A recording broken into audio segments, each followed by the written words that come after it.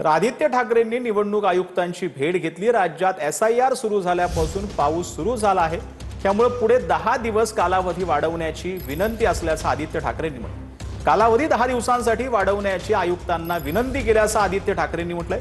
याबाबत केंद्रीय निवडणूक आयोगासोबत चर्चा करा अशी विनंती आदित्य ठाकरेंनी केलेली आहे।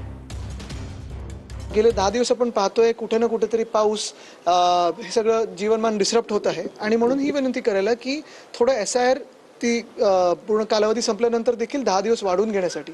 दुसरी गोष्ट म्हणजे आम्ही चोक्कलिंगम साहेबांना पण आणि केंद्रीय निवडणूक आयोगाला देखील विनंती केलेली आहे की जे मुंबईत आणि इतर शहरांमध्ये पुनर्विकास जिथे चालू आहे, खूप मोठ्या संख्येत लोक हल्लेली आहेत, स्थलांतरित झालेली आहेत, ते काही तिथे परमनंट राहायला नाही गेलेत, ते नंतर येणारच आहेत परत। तर त्यांच्यासाठी देखील त्यांच्या जिथे रिडेव्हलपमेंट चालू आहे त्या साईटवर बूथ लावून त्यांचं SIR मध्ये एन्युमरेशन करणं। ओसी अभावी अडकलेल्या मुंबईतील 19,000 इमारतींना दिलासा मिळालाय। महापालिकेच्या अभय योजनेला स्थायी समितीने मंजुरी दिली। 17 नोव्हेंबर 2016 पूर्वी वापरात असलेल्या पात्र इमारतींना योजनेचा लाभ मिळणार आहे।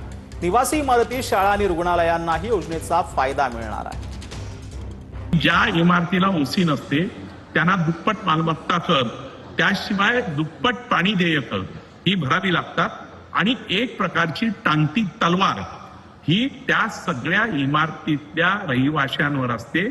ती टांगती तलवार दूर करण्याचं काम हे महाराष्ट्राचे मुख्यमंत्री सन्माननीय देवेंद्रजी फडणवीस, आशिषजी शेलार, मंगलप्रभात लोढा, मुंबईचे अध्यक्ष अमित साटम आणि कालच्या स्थायी समितीच्या बैठकीत एकमताने प्रस्ताव पास करून सगळ्या स्थायी समितीच्या सदस्यांनी केले। तर महाराष्ट्रात तुम्ही किती कारखाने ढापले, पडळकरांनी टीका केली। तुम्ही पंढरपुरात उपोषणाला बसता, पडळकरांनी सवाल केला। शेतकऱ्यांचा नेता व्हायचंय तर काम करा, पडळकरांनी नाव न घेता रोहित पवारांना सल्ला दिला। तिकडे एक जण पंढरपूरमध्ये उपोषणाला बसतोय। अरे कारखाने महाराष्ट्रात ढापले किती त्याचा हिशोब द्या ना तुम्ही लोकांना। सभासदांचे कारखाने आहे, मग आम्ही आता पंढरपूरला बसतोय, उपोषणाला आम्ही बसलोय। अरे कुणी उपोषणाला बसायचं? शेतकऱ्यांचा नेता व्हायचा आहे तुम्हाला, काम करा ना तुम्ही। या महाराष्ट्रातले किती कारखाने तुम्ही ढापले? 4 कोटी, 5 कोटी, 10 कोटी, 50 कोटी पर्यंत। परत तिथून उठले गेले संभाजीनगरला। अरे कन्नडचा कारखाना तुम्ही तिथल्या लोकांचा ढापलाय आणि तुम्ही आंदोलन करताय संभाजीनगरला।